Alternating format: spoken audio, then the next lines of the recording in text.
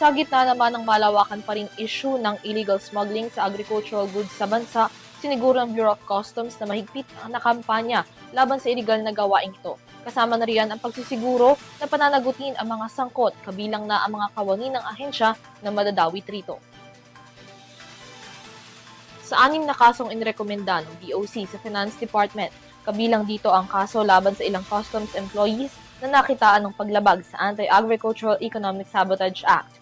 9 na personnel ang nahaharap ngayon sa draft complaint affidavits kaugnay ng agriculture smuggling at hiwalay na kaso para naman sa paglabag sa Anti-Graft and Crop Practices Act.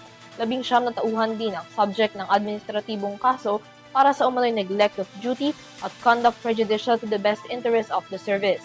Ang mga nasabing paglabag ay natukoy sa BOC investigations kaugnay ng umano'y importation and processing irregularities ng agricultural shipments sa Subic Port, kabilang na ang umano'y misdeclaration at illegal na facilitation ng cargo clearance. Sa panahong maaprubahan na ng DOF ang mga kaso, formal na itong isasampa sa Department of Justice para sa kaukulang aksyon.